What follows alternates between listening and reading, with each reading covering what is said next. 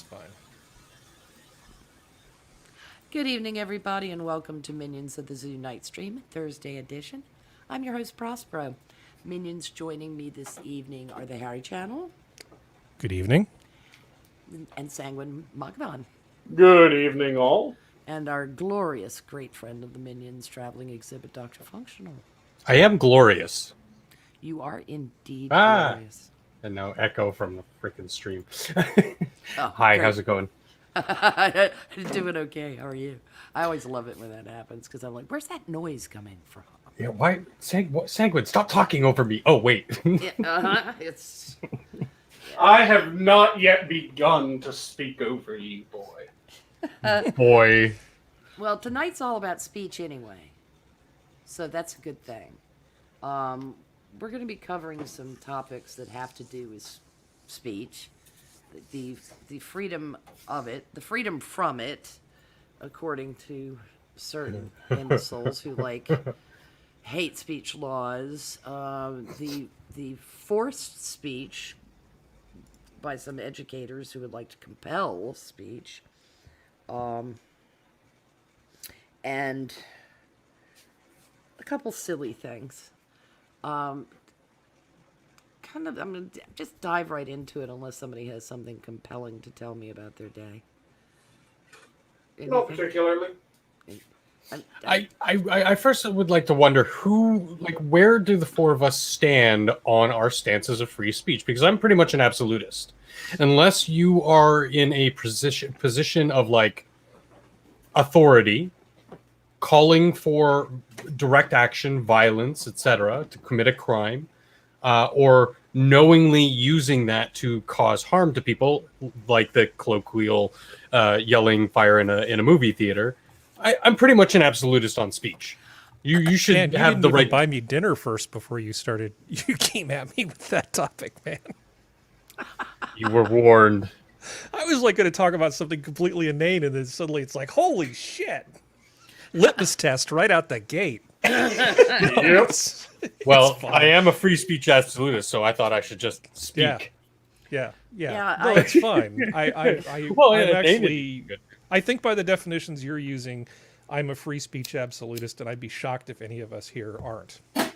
yeah, I think it's pretty. I think Sanguine and I both have made it rather abundantly clear that you fuck with our speech and we'll fuck you back. Fuck around and find out. Yeah, once again, direct incitement as laid out by the court.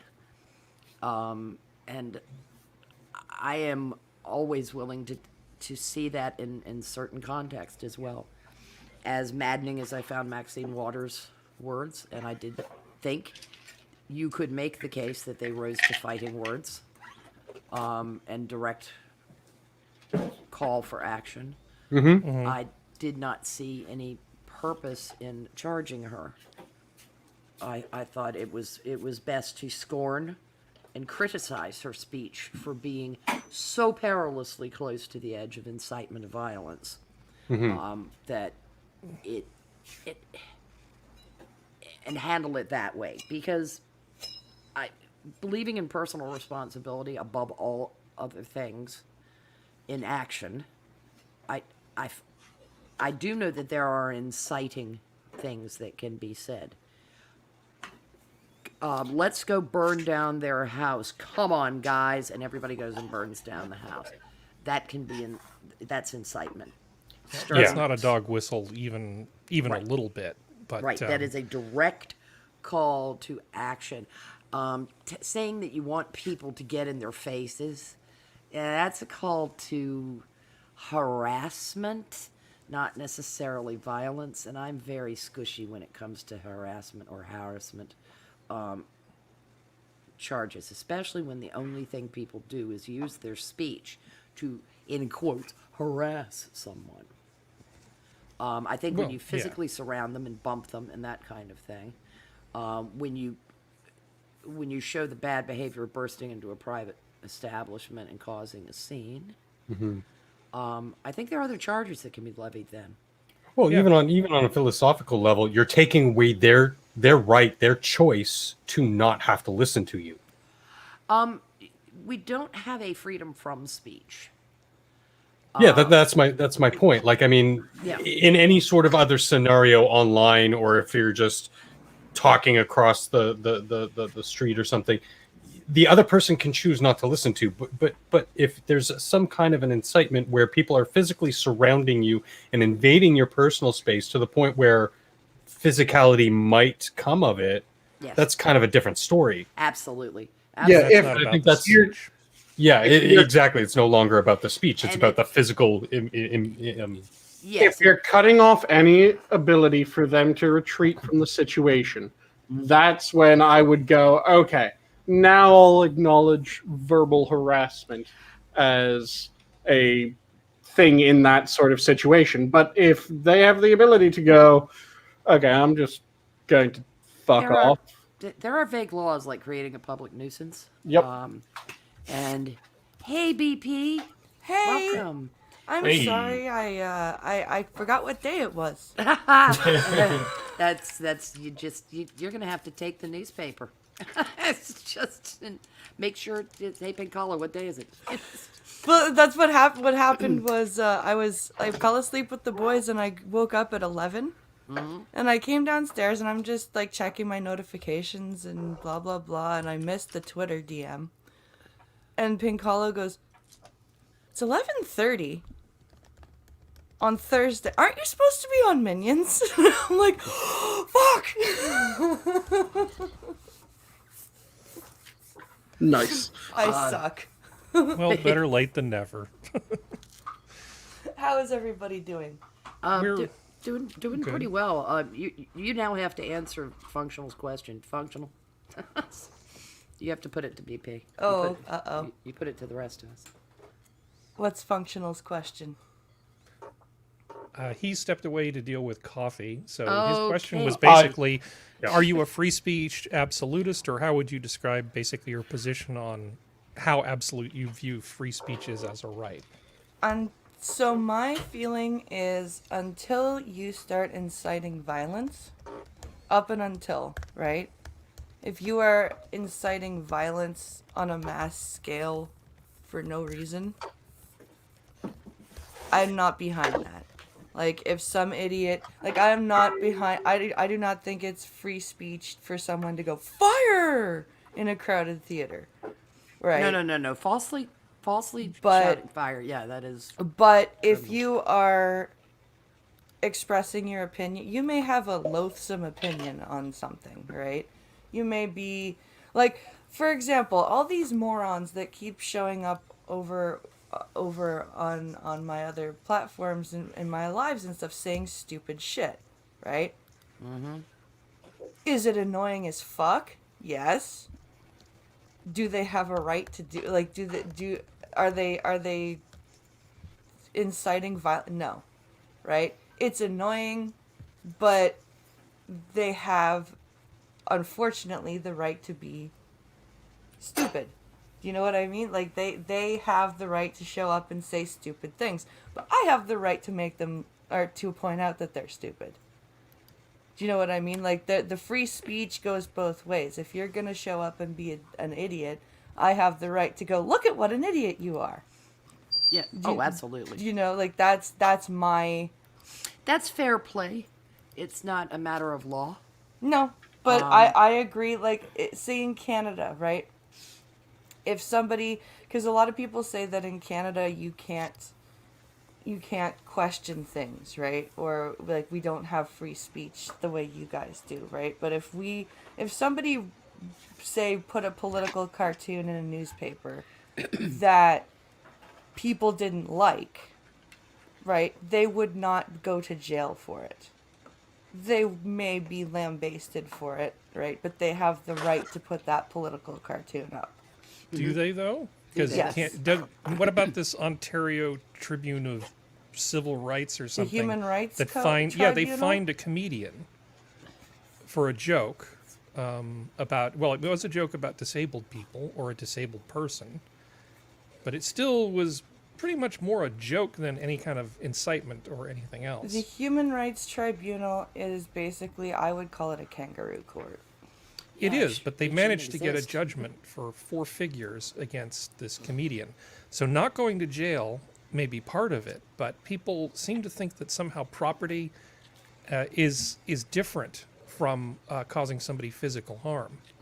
And honestly, it really can be the same, because when you don't have money, a lot of things become a hell of a lot more threatening. Very true. And taking money from somebody, when somebody basically is born, they only have a finite amount of time to do much of anything. And we all trade some of that time in exchange for compensation. So, to my mind, when you steal from somebody, you are hurting them.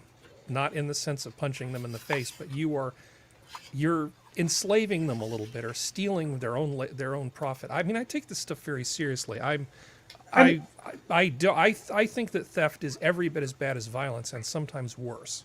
Yeah, I was about to say, there's a lot of people that I know that if you give them the option of, hey, I'll take a couple $1,000s from you, or I'll punch you in the face. Which one do you want? They'll go, just right in the kisser. Come on. Yep. Yeah. Right in. Yeah, because they take your money, and it's like, next thing you're living in a van down by the river. You know, that's what happens. Teaching to people. history and Well, if asset forfeiture is part of the equation, they can, by force, when they obtain a judgment like that against you, literally strip you of all your earthly goods. Yeah, I mean, in theory, taxes are in exchange for something. So I'm not going full, ANCAP. Don't get excited, anybody who's listening to this. I'm not one of those people. I'm not going to do the slogan, although I'm very sympathetic to the slogan when I look at how they spend our money. But the idea that not being fined somehow makes it different from not being jailed, yeah, it's different, but only by degree. See, and this is the problem with our human rights tribunals, because they were intended for something completely different than what they've turned into. They've been misused and abused, unfortunately. And you see things like this happen, right? Yeah. You see comedians being fined for jokes about disabled people. Or journalists being harassed. When really it was supposed to be, oh, you were denied your apartment because you were disabled, or oh, you were, like actual clear discrimination. It was supposed to... Civil rights violations. Yeah. If Functional walked in to a hospital because he needed emergency care, so he went into an ER, and they looked at him and they went, "Fuck off, you kike." Yeah. That would be a use of the court. Or, we don't want to handle... Or we don't want to handle crippled people over here. Or we don't want to... Well, if I may, I actually have used the Human Rights Tribunal because I was fired for being disabled. Yeah. It was a clear-cut case. And yeah, so it did have a use, but you're totally right. I mean, yes, there are cases like the comedian, but there are also cases like the Yanives where it gets laughed at and thrown out of court because it's so overtly trying to abuse and play the system. Yeah. So I think the idea of it is okay, but it definitely needs to have clear, more concise role in our legal system than just, oh, well, I didn't like what he said. Well, too bad. We do have a freedom of expression. Yeah. And that is an expression. So for him to use words, that's not that didn't cause you any damage. That's what's bothering me about now, is that apparently words can cause damage now. See, the thing that pisses me off even more than that is the people that say that words can cause damage are also the ones that then, when a business is burnt down, say that was someone expressing their free speech. Yep. You're not wrong. So words are violence, but violence is expression. Yes. Yeah. How about fuck you? Yeah, that's the Seriously. perverse extension of the flag burning case. Yeah. Which I don't think that should be considered freedom of expression, honestly. See, I tell you, if you buy the flag and you burn it, that's fine. But Yep. if it's someone Yeah. else's property, it's destruction. I'm not going to like it, but that's where you're goddamn right. And that's where they got it wrong. That's where the test needs to lie. If you're burning your own shit, yeah, that can be freedom of expression. You want to burn down your house as long as you aren't trying to claim goddamn insurance off of it, No. And you're not going to burn down your neighbor? and you aren't going to burn down. You've managed. Yeah. Your house is in the middle of goddamn fucking nowhere, so there's no neighbor's house to be burnt down. They're going to get you on tax evasion. I mean, in principle, They will. I They'll try to agree get with you you, on tax Sanguine, evasion. but in reality, you're burning down a structure that's going to release toxins into the soil and into the air, and but the principle is sound. Like, it's your shit. You should have the right to do what the fuck you want with it, as long as it's not going to impact somebody else's life. To me, it's your shit, and if you buy a flag that then you decide to burn, yeah, people will get pissed off at you because what the fuck, man? But that's freedom of speech. Now, you go and you steal someone else's flag to burn it. Now you've committed theft, and you've destroyed their Destruction of property. personal property. Yeah. You've committed 2 crimes. That is not freedom of speech. If you want it to be freedom of speech, you pay the expenses in order to do it. That should be the test of if this particular destructive act is freedom of speech or not. You buy a shit ton of Nike shoes and Nike does something that you don't like, so you burn your Nikes. Have at it, Haas. Freedom of speech. Right. You don't buy any Nike shoes. Nike does something that you don't like, so you go around and steal everyone's Nike shoes and burn them in a pile. No, fuck you. Yeah, I think that was where because if I recall, the flag burning case was a case of a stolen flag, and I think that was, I mean, desperately incorrect. Hello, Jenna. Hey, Jenna. Yeah, since now that we've ranted and raved a little bit about our absolutism on speech, I wanted to get to the first article because this was something that TUES brought to my attention earlier in the week, and we didn't get a chance to discuss it. And it's a case. It's tangentially related to speech. Not really in the legal sense, because the government wasn't involved in this. But the Democratic National Committee used to banish consultants that would work for primary challengers. And they have changed this. They have ended that consulting ban so that their own sitting members of Congress could be primaried by another Democrat. It is an interesting take on things because, like, AOC thinks it's an enormous win, and I mean, from a strictly level playing field, I can agree. That the hyper management of the central party, so to speak, over the greater access to candidates that the electorate would have is a good thing. But I'm afraid that it hasn't dawned on Ms. Cortez that she might end up being one of those people primaried. Oh, I really hope so. Yeah, I mean, that's absolutely true. This seems like a prime example of not thinking things through completely. She has such a narrow horizon in terms of her thoughts. It's so close all the time. She really can't see anything over the next goal. Yeah, where's the event horizon? The end of her nose, maybe? I don't know. She's extremely short-sighted. It's a little bit further than that, Prospero. It's at the end of her teeth. Oh, okay. I was going to say that, but I was trying to avoid somebody accusing me, as I heard today, that calling AOC a donkey was some kind of racist trope, because it has been used against Mexicans. that number one was news to me. I didn't call her a donkey. I called her a horse. Now, if you want to say that she's a donkey and you think calling someone a donkey's racist, Yeah, I don't know. congratulations, whoever this person is. This is wandering into that field of what animals can represent whom and when is it racist. Go ahead. I just want to say, as a non-tooth person, that you can make fun of her teeth. It helps me feel better about my teethlessness. She damn near stole your teeth with the size of her chompers. Okay.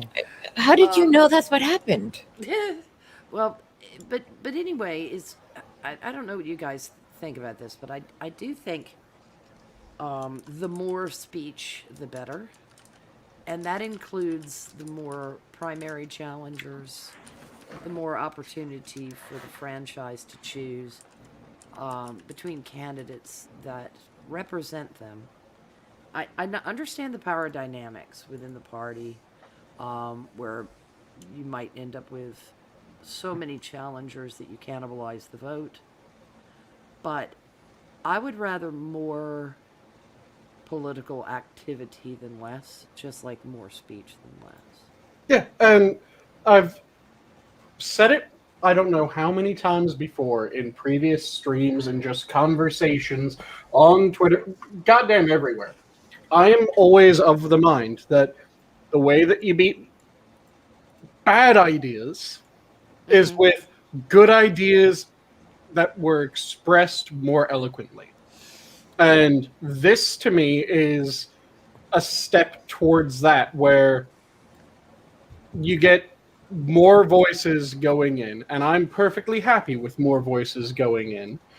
I just hope that the body of the Democratic Party isn't quite as insane as they sometimes seem. So, Sanguine, the thing about what you just said is the powers that be already have sort of their thumb on the scale, or they control the filter, whatever metaphor you want to use. There's all the voices, and they get to decide which ones are made louder and which ones are made softer. Yeah, and I don't like that they do that. And that in itself is fundamentally enough of a problem. But the thought that they couldn't just stop there, right? Because it's like, oh, we don't want to signal boost hate. We don't want this sort of thing to happen. That would be wrong. So we have algorithms that determine what speech it should be heard and what speech should just be a distant little murmur off in the corner. But that little voice off in the corner is still too much for some of these people, because the idea that ideas that they don't like even exist is more than these little snowflakes can cope with. It is completely anathema to Well, if you notice, it's happened in the realm of social media. You don't like how Twitter handles the platform, form another platform. Okay, Parler gets formed. What are all those people talking about over there? They shouldn't be allowed to do that. Shut it down! Shut it down! That's happening in journalism right now with Substack, where you've got journalists self-publishing, and people can access their work. Online aggregator, isn't it, Harry? Basically, Well, it's kind of a platform. It's sort of like it's like OnlyFans for news, or sort of like Locals for news, but more for people that are just doing straight up news rather than news and comment. So Glenn Greenwald is there. Yes. Boy, are they mad? and he's doing a hell of a job. I mean, if you're interested in supporting independent journalism, and Tim Pool seems a little bit too, I don't know, beanie brow for you, you could always just check out some of the stuff that's over there. There's a lot of great alternative journalism and heterodox ideas. I think Prospero and I were talking about our mutual love for Quillette before the chat.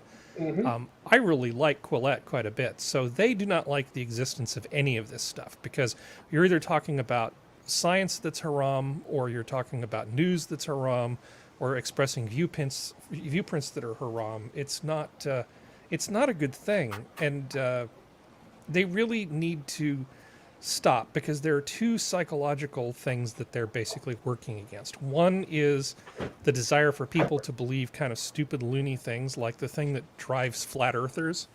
But the other one is the reactance that people get about basically being told they can't hear something.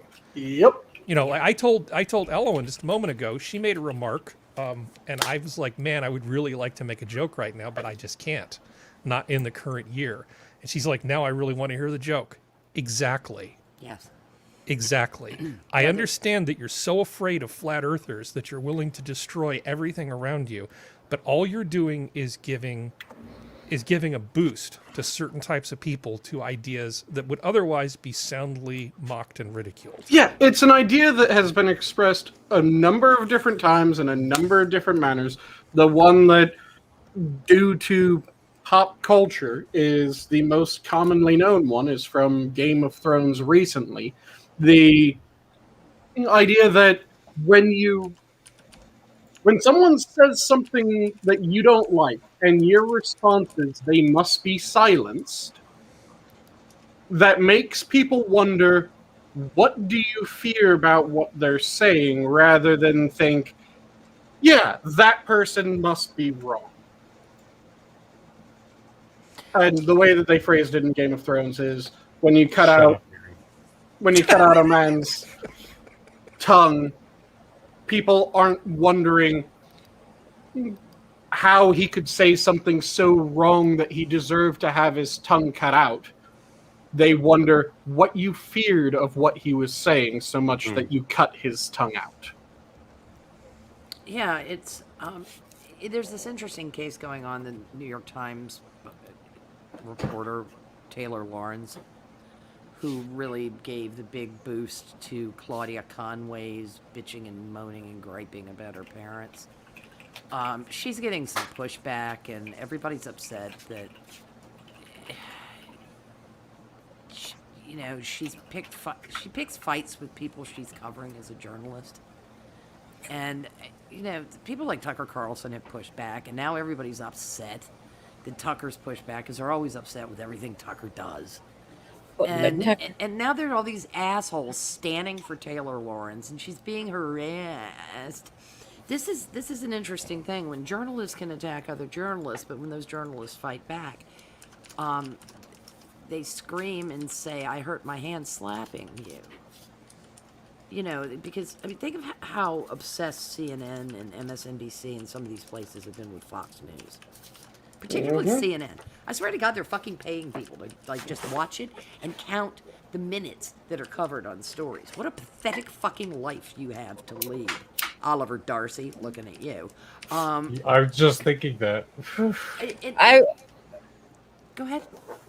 Oh, I was just thinking about not only they're so concerned about Fox News, and Fox News must be canceled because they say it every night.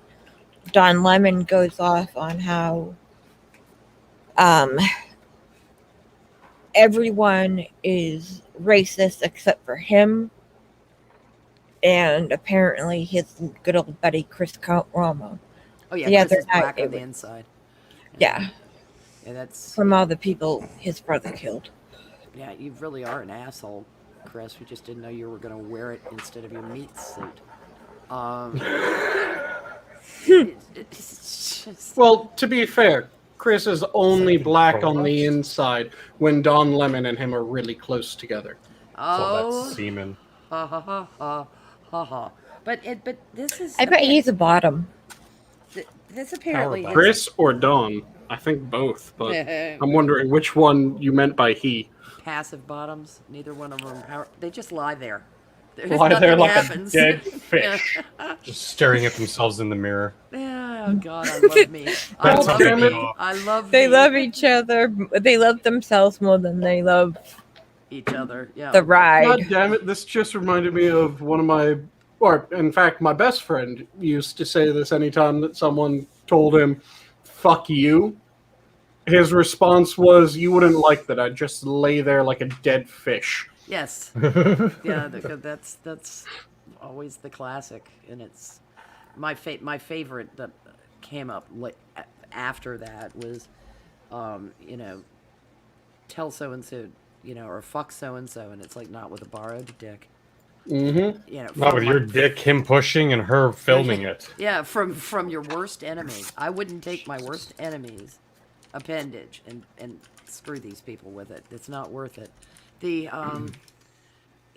But this whole thing that's erupted over Substack, people over there are saying things we don't like, and you need to make them stop. Tucker Carlson is saying things we don't like, and we need to make him stop. This isn't involving the government, but it is just bratish behavior. And the Fourth Estate always loves to cloak themselves in the First Amendment if they feel that they're the least bit discomfited by the government. I mean, look at the shit show when Acosta got booted out of the White House. For technically, by law, accosting a... Yeah, technically. I mean, I doubt that in a sane world anybody would have gone that Oh, far. in a sane world, no. But you don't get to work for CNN and then go, but in a sane world, no one would say that. Son of a bitch. Are you talking about... It was like the Corey Lewandowski thing, that they insulted me. Oh, shut up. There's pushing somebody out of the way in a press hustle. It's fuck's sake. I mean, what DaCosta did was rude. He was a blowhard, and other people in the room had enough of him. And I mean, the White House ought to be able to say, find someone else to send over here, please. They should. This guy's a prick. And if they had said, look, we're not saying we don't want CNN in our press conferences. Which they did several times. Yeah, we're saying it's this prick we don't want there. Until he learns to behave himself. They were constantly saying, send over any of your other assholes, just fuck this one. Yeah, now, I can understand the restriction and the blah, blah, blah, but I don't remember those people. There were a handful, by the way, when Fox was not included in one of those Obama phone pressers. Mm-hmm. Because they weren't considered real media, which was... There were a fair few journalists that came to Fox's defense. And I do not think that would happen now. Oh, no. No. Which tells you how far the argument has slid into the gutter from where it was just a scant 10 years ago. And it's rather distressing. But I want to pivot just slightly because we brought up Tucker, and I want to switch to something that I find positively hilarious that occurred today. I'm happy to know that while the wolf growls at our door, we do have the men and women at the Pentagon. They're on the job. They're on the job protecting us from our enemies. Look at this headline. And that it is coming from the United States Department of Defense. Yeah, it is infuriating. Press Secretary smites Fox News host that dissed diversity in the United States military. See, Did the press secretary drone strike? I mean, how do you smite? Tucker is still alive. He was going to be addressing this on his show tonight. I'm sorry I didn't get a chance to see it. But I don't think he's been smote. See, this is something... They don't even know how words work. Yeah. This is something that pisses me off. Because this just reminds me of when there was the first orders of make the military co-ed effectively. Mm-hmm. And the Marine Corps went, okay, we will. By the way, because we knew this was coming down the pipe, here's all the research that we did into unit types. Here's the data for mixed unit types. Here's the data for segregated unit types. Uh-huh. And here's the data for this and that. And they did pretty much fucking everything. And all the data down the line showed that if you have all male infantry all-male combat unit. Yes. Their combat effectiveness was the highest of all of them. Anyone care to guess what the second highest group was? All female? All female. All female. Anyone care to guess what the group that bombed out goddamn Co-ed. nearly every Co-ed. fucking time? The co-ed one. The ones that were sleeping Exactly. with each other. The ones that- polyamorous Tumblrkin. The mixed units were bombing out, and they actually went into Yeah. why they thought that was happening. Yeah. Okay. And they gave all that justification, all that research, and then the head of the Navy did something that technically within his power, but really fucked the Marine Navy fraternity for a bit, Yes. of effectively looking at the Marine Commandant and going, fuck you, do it. Okay. Yeah. And not just doing that behind closed doors, which would have been fine. That's perfectly okay. Yeah. But went out to the media and said, yeah, this is my message to him. Fuck you, do it. Okay. Wow. Now we know that that is kind of established storyline. I'm looking at this from the silliness angle of it, and the managed and very careful speech that we're seeing coming out of government agencies. Now we're accustomed to seeing this out of almost the entirety of the executive branch, but most of us have labored, obviously, under the delusion that the military was a meritocracy. This basically puts paid to that. It also puts paid to the notion that they are apolitical. Yeah. And that is very disturbing. I think it's deeply disturbing. Not to mention, there is an enormous amount of British term for cigarettes about this. Fake. Oh, Thank you, Sorry. Jenna. Figs? I thought Figs. you were asking. Honey, I know the word. Philip K. Dick? Yeah, there's just a lot of. This is GAE. The United States military is the greatest the world has ever seen because of its diversity. Press Secretary, Pentagon Press Secretary John F. Kirby said during a news briefing this morning.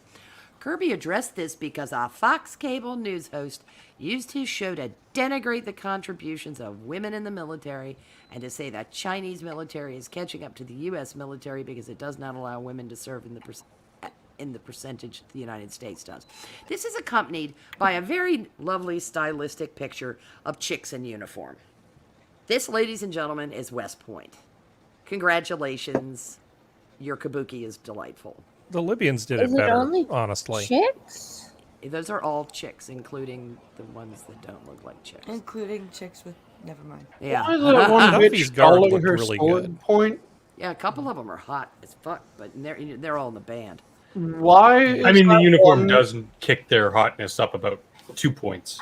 Again, why is that one dulling her sword?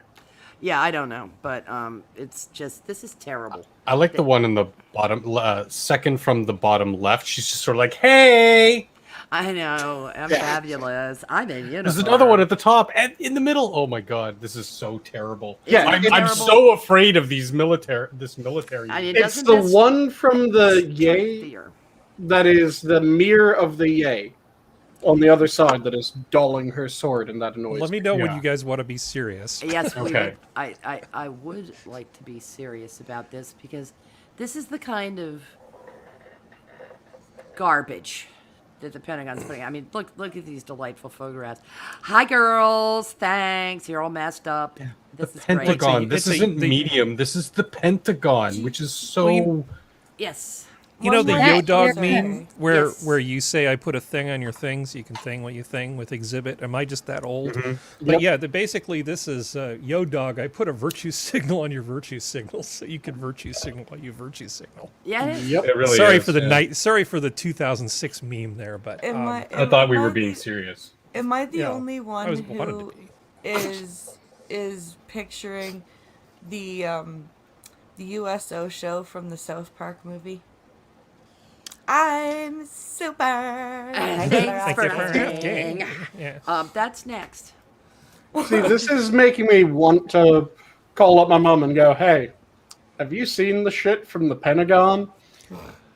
Yeah. So are well, we talking about Tucker Carlson here? Is Yeah. that the Yes. okay? So hold on. What Tucker was saying is the same thing that any sane person would say, which is that diversity's fine. It's probably actually really good. If you want to find ways to improve processes, maybe getting different ways of looking at them, and then the good ideas percolate to the top. You don't know where Hold good on. ideas are going to come from. Oh, hold on, let me finish. The point being, diversity of thought is actually good, and I don't think a female perspective is a bad thing to have. However, lowering standards for combat troops does not make our troops stronger or better, and that's leaving unit cohesion out of it completely. You corrected Right? the one thing that I wanted to change because you No, I was left there. out It's just, of thought originally. yeah, the point being that we know from example that there have been women of exemplary quality who have served in the military in various capacities. Outstanding women like Grace Hopper. I'm going to fill in for Skep since he's not here. Grace Hopper is an amazing person by any metric you want to apply, but she doesn't have the upper body strength necessarily to go in and go into combat. The unit cohesion thing, I would kind of prefer to let somebody who actually has combat experience comment on that. I don't really feel super qualified, but the argument makes a lot of sense about what Sanguine was talking about. Yeah, and it was something that they did a lot of work actually going through and doing all the drilling, doing everything like that to make sure that they could get the best data that they possibly could. But that's still not combat data. That's It isn't the problem. combat data because before it was opened up, they weren't allowed to go, "We're going to make an all-female combat unit. Have fun, ladies," and see what happens. They were trying to show that here's all the data that we have on the training exercises and simulated combat. Can we allow them to be frontline troops, but go with the data that we have? And we'll even check to see if the other formulations work as well. But we have two that work really well. We know all male works because we've done that for fucking ever. And according to this data, all female could work, not quite as well as all male, but it could work. It's the combination that seems like that's going to cost people lives. We can call them the Caransaries or something like that, like the Janissaries. I want to give you an example of the reaction to this from a former military individual. Oh, this will be good. Yeah. Because in her Twitter description, we have PR Flack, I love science, space, and aviation, the ocean of the Dodgers, Spacecom, #veteran. Now, this. I sat on my bathroom floor last night and cried over that horrible clip. Words matter, and even though I place no stock in his words, they still hurt a lot. I needed to hear this message from Master Guns today. This is what allyship looks like. Oorah, Master Guns. And it's accompanying a video from an overweight gunnery sergeant who apparently... Hold on. You said that wrong. That did not sound like a Marine from the description. Did they say Marine or were they Army? Because it's not Oorah, it's Hua if they're Army. Oh, okay, Sanguine, let's not get bogged down in Give them the proper retarded sounding one when they're being this Yeah, retarded. it's fine, because the Au Pair Force tweeted this out. The U.S. Space Command of the United States Au Pair Force. And it is a gunnery sergeant, apparently standing for women. It looks like a hostage video. This is what they're being made to do, apparently. Or this guy's a fucking cuck, which is kind of disgusting since he's a Marine. She sat on the floor and cried. And you wonder why we have people advocating for hate speech laws. The She sat fact, on the floor and fucking cried. Gray says he saw the video. The guy was in Marine NCO, non-combat officer. Okay. Yeah. and she was, So that's why he's a fatty. Yeah. But he goes by the name Master Guns. Yeah. What does he do with his gun? Never mind. He's talking about his Just- penis, by the way. and I this was gonna say. woman was a Marine. No. She just says veteran. I have a feeling she's Au Pair Force. They're no longer the Chair Force, folks. They're the Au Pair Force. No, I'm willing to bet she's Army because it was probably Hua was what was written. She might be Oh making it no, all don't throw up. the army into it. She might be making this all up. I don't know, but I don't want to serve next to somebody who's that emotionally fragile that Tucker Carlson's boo-boo poopy words. Man or woman. It Yeah. doesn't matter. And you should see the expressing emotion is normal. You emotion cop, right? Yeah, it is. It's absolutely right. So the next time that there is a squad involved in a firefight and somebody gets hurt, everybody can kneel on the ground and cry. That'll work out well. Yep. Yeah, the Yeah, enemy, the enemy will take that just fine. But no, didn't she, when she was a kid, say, "I want to join the army and fight for freedom"? Yeah, I think so. I think Freedom. I really this is just fucking pathetic, and so all of this is the misery portion that I had leading into the really disgusting Oh God. stuff, because Oh yeah, that was just an appetizer. yeah. We've gotten a little off the free speech track, but it's all around. We're still talking about how words are used, and the pathetagon is what I'm going to call it. All pathos all the time, because this is terrible. You know, the last thing I want is an army just brimming with empathy. No, No. you don't want that.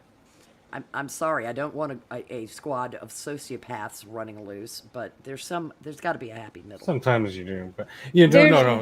And like I mentioned before, we're not speaking male or female like that. That doesn't matter. It's just a statistical likelihood that more women are going to be a lot more in that camp, but there are still women who can handle the job, who can pass the standard physical test, who can do the job in a combat role. They just happen to be statistically fewer than men.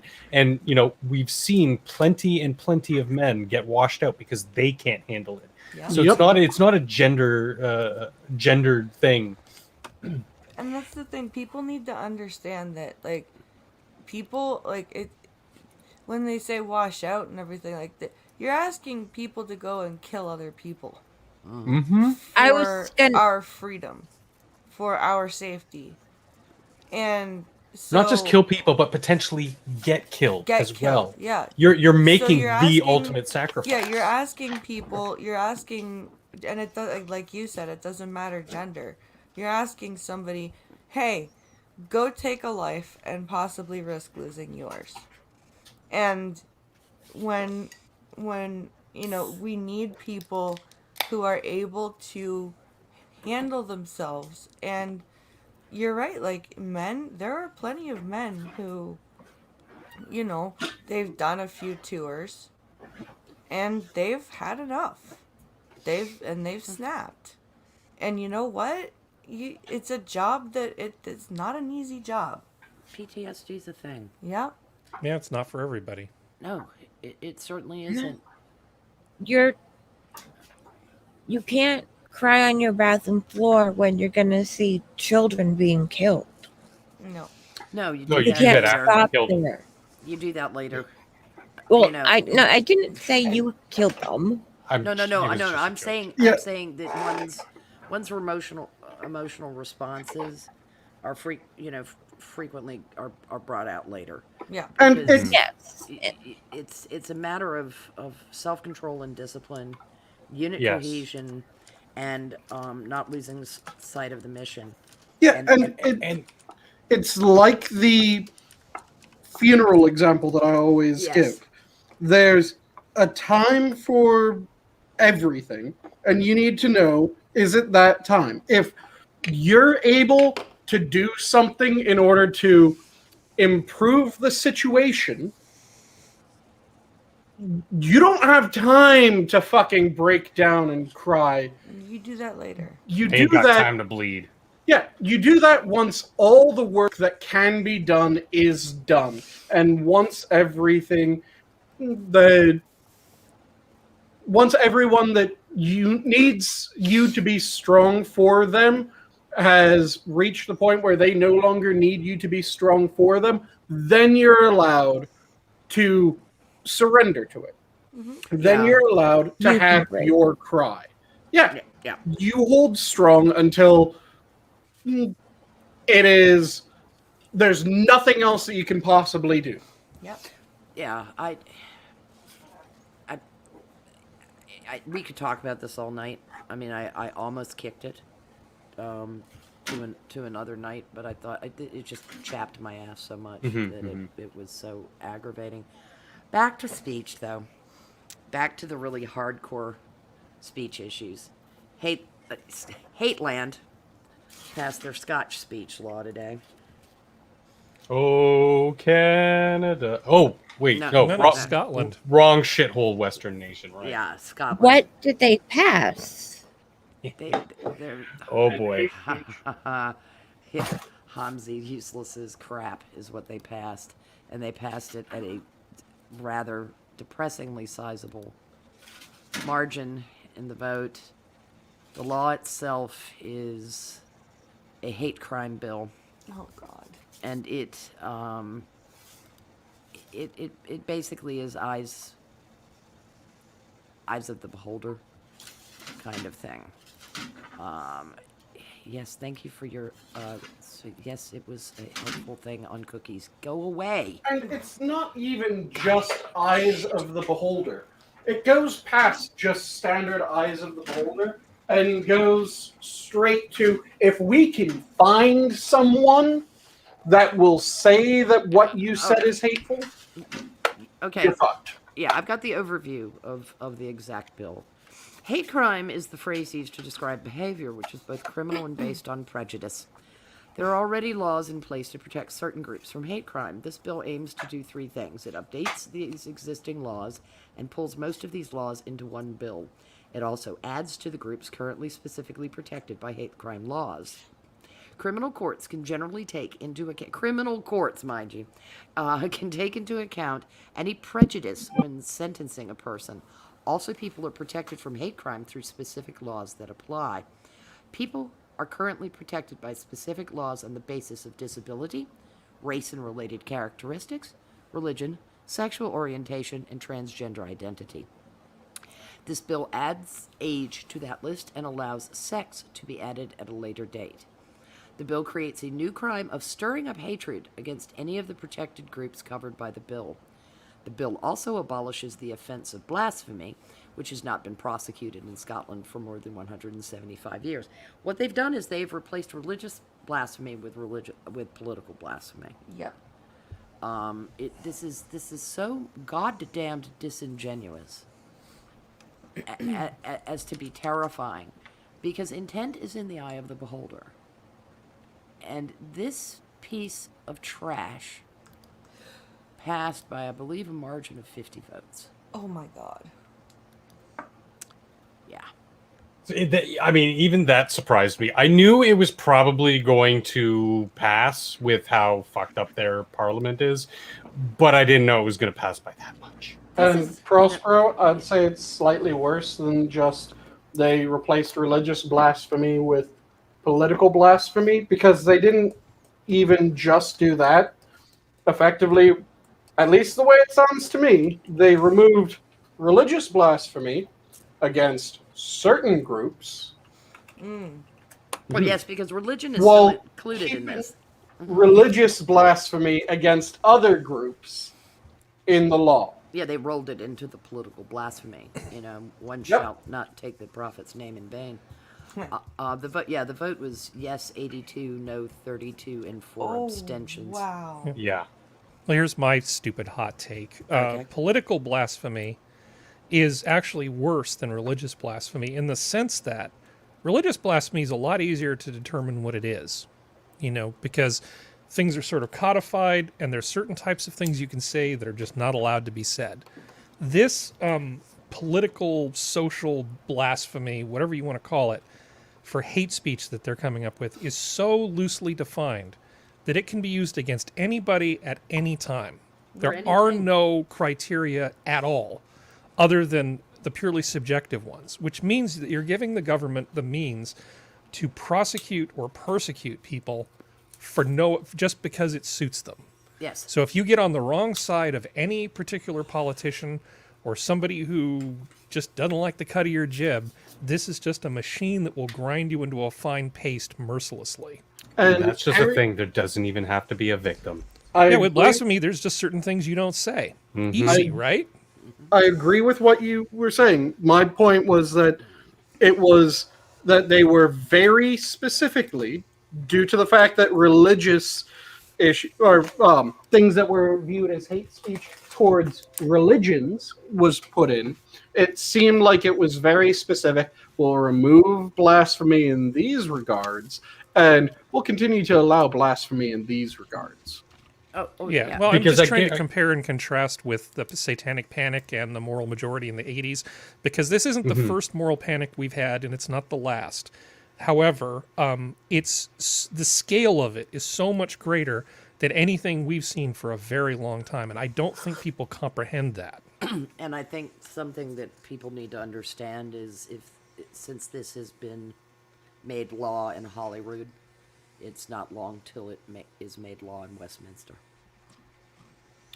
This has been a troubling thing that is happening in the UK. There are already people lobbying for this shit in Westminster, and the British seem to lack any political will to protect genuine civil rights anymore. Well, they already surrendered the one area that is supposed to have freedom of speech, Speaker's Corner. They've already had it where they've gone, well, yes, you have freedom of speech on Speaker's Corner. Oh, hold on, who's about to go on Speaker's Corner? No, they aren't allowed to say what they want to say on Speaker's Corner. Oh, yes. I mean, you cannot blaspheme against the prophet on Speaker's Corner. Yep. And if you're a Jew and planning on setting up on Speaker's Corner, and the Muslims come along and tell you to go away, you're not allowed to be on Speaker's Corner, the police will assist them in that task. Yep. It's a disgrace. It is a mockery of century of law and centuries of law, almost a millennia. Yeah. And it is. We are watching we're watching suicide by 1,000 cuts. Cultural suicide, and it's heartbreaking. Once again, thank God for the United States Constitution. No kidding. You lucky bastards. Yes. Yeah, but don't take it for granted. You're half American. No. I don't take it. Yeah, but he does not live in the United States, Jenna, so his half American won't protect him in Canada. It just simply won't. What sort of strikes me as, just it seems like par for the course for these people, like the Hamza Yusufs, the Ibram X. Kendis, the Robin DiAngelos of the interwebs, that there's intentionally no protected class called white people in that bill. Of course not, because while Hamza Yusuf stands on the floor of Parliament and derides white people. Oh, well, there's white people everywhere in Scotland. What shall we do? Oh yeah, that's it's just like it's 93%, isn't it? It's yeah, at least. It's almost like the Scots lived there for nearly a decade. A century. Or 10. Like I said, it's damn near fucking retarded. Like I said, I'm damn near positive that when you used to hear people utter BIPOC constantly, regardless of what country they were in, and then at a certain point, BIPOC fell out of vogue when it came to Europe, and I think someone finally pointed out, you do realize that the indigenous people of Europe are the Europeans, right? The white people. And once that was pointed out to them, they went, "Oh yeah, good point." So they're now BAME. BAME. Yeah, now they're going away from BAME, and it's going to be like the colors of the wind or something. I don't know. Saying when these people aren't going to be happy till we're all rounded up and shoved back into the Caucasus Mountains. Well, the Asians are immediately after, as you've already seen in a number of areas where the hate crimes against Asians are skyrocketing in certain communities. Now, I think that we might get in trouble if we name the certain communities that the hate crimes are skyrocketing in. There seems to be an overlap with crimes against Jews, too. Yeah. It's peculiar little thing. That, People seem to forget the 70s and 80s in New York City. Jesus Christ, they're the same. I mean, it just never went away. It just... No. I mean, it was a lot more overt and frequent back then, and sometimes a lot more tragic ending. But yeah, I mean, it's Hymietown remark, you know. Well, which part was it? Was it Harlem? Was originally a Jewish neighborhood. Maybe it wasn't Harlem. Nice Dutch. There was one, but eventually progression and demographics move, and it became a very heavily black neighborhood. But the last remaining Jews that were there, we're talking the overt ones. We're not just saying, oh, he passes for white or whatever. We're talking, the Jaimes, the guys with the payas and the funny hats and the coats and stuff. They were constantly, and still to this day, are harassed on the street and whatever. So it wasn't like they weren't willing to, just live and let live. It was that they were forced out of the neighborhood at a certain point where the tail end of the quarter of them left and had to get out of there toot sweet, or else, bodies were piling up, literally. It's kind of like how I saw something on YouTube. It was someone else was commenting on it. Thankfully, I didn't see the original source because I don't think I would have been able to take an unfiltered original source of this without just exploding in rage. Already it was infuriating to watch, and the slight cut-ins were enough to make me go, breathe? Okay. Because it was... Apparently there's a minority version, a people of color version of The View, which is even more retarded than The View. And 3 black women... One of them might be Hispanic and black, and an Asian woman that run the show. And they were talking about the hate crimes against Asian Americans. For the first 10 seconds of them talking about the hate crimes against Asian Americans, they were talking about the hate crimes against Asian Americans. Because they mentioned the one man who died after being shoved into his garage door. And then for the rest of their time talking about this, it was about how it was the Asian woman effectively just going complete, throw herself to the ground in front of the black women and beg for forgiveness because she started talking about the racism that was endemic among the Asian American community against black people, and how after these cases started spiking up and these news stories started coming out, she kept on hearing from her fellow Asian Americans that, oh, we need to be more careful in these communities. We need to get security systems. We need to make sure that we don't go places alone. We need to check in on our elders and all of that.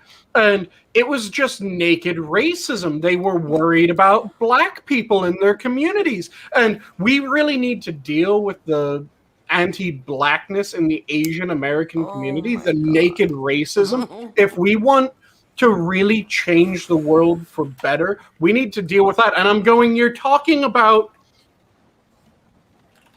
the rise in hate crimes against Asian Americans, and effectively your entire bit about the rise in hate crimes against Asian Americans was, fuck it, the slant eyes deserved it.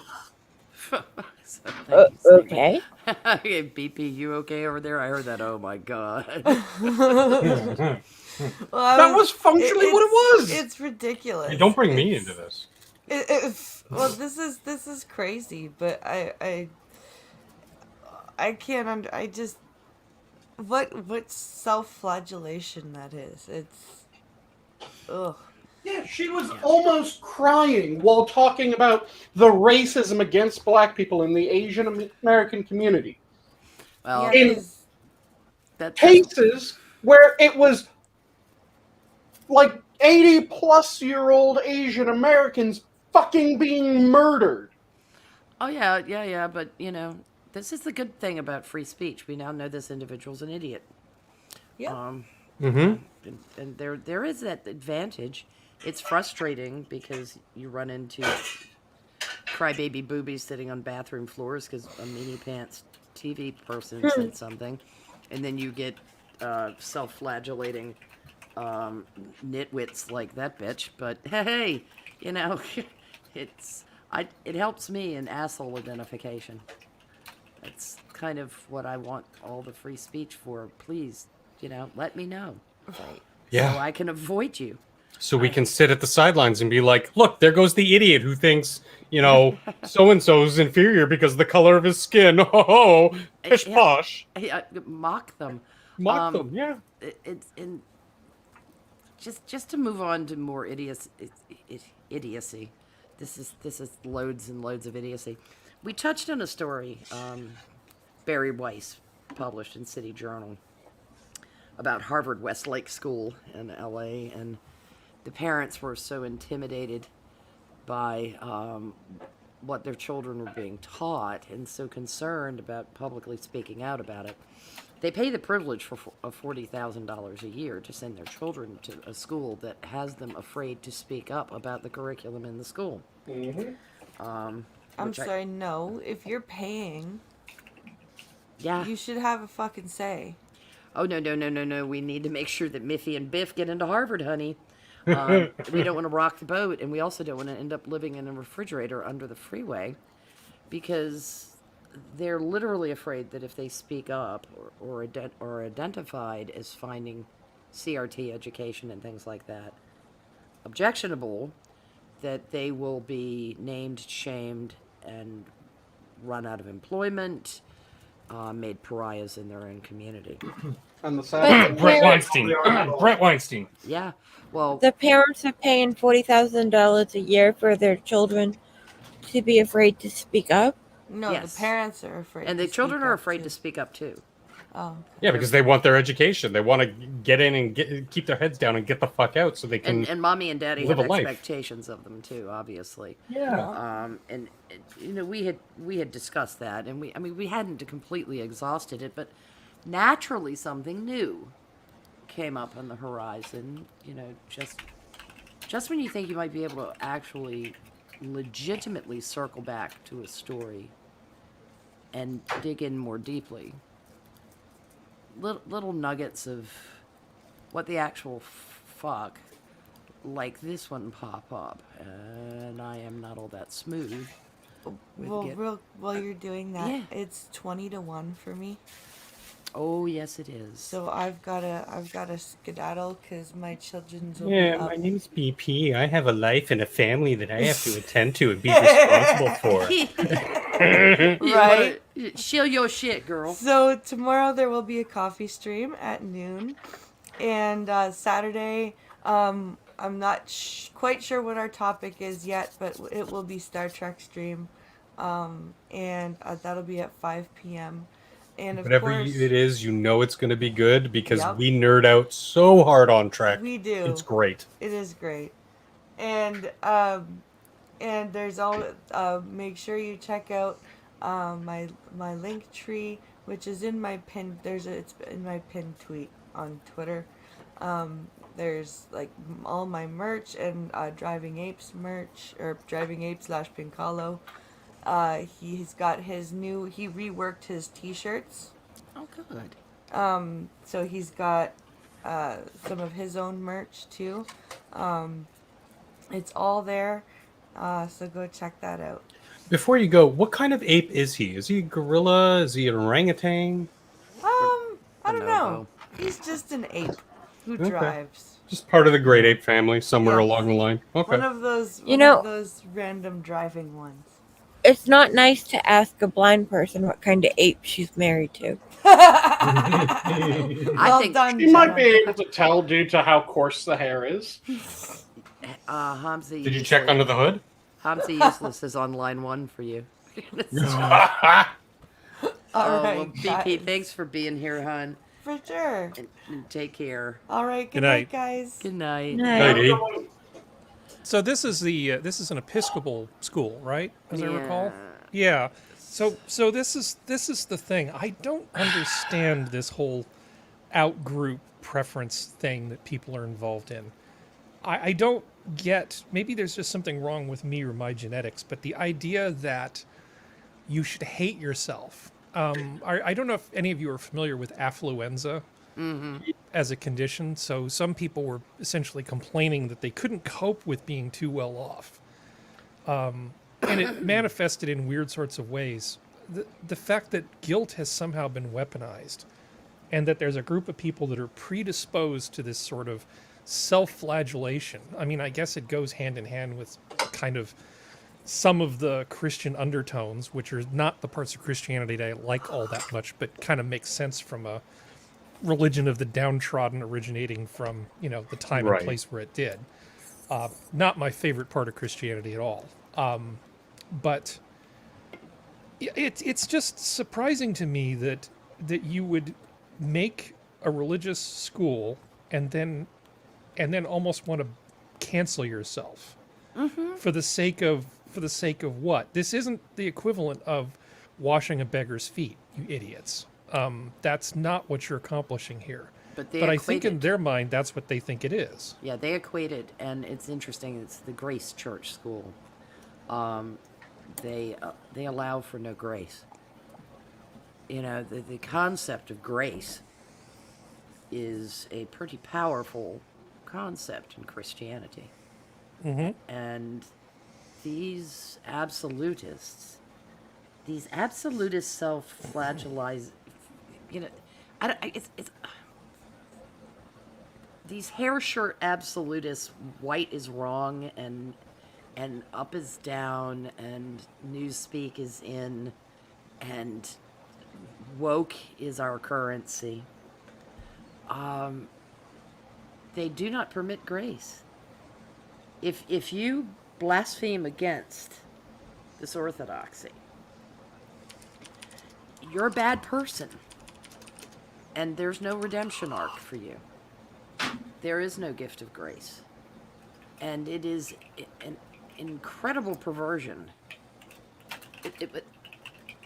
First of all, it's an incredible perversion from education. That they should be getting down into this cultural Marxism minutia.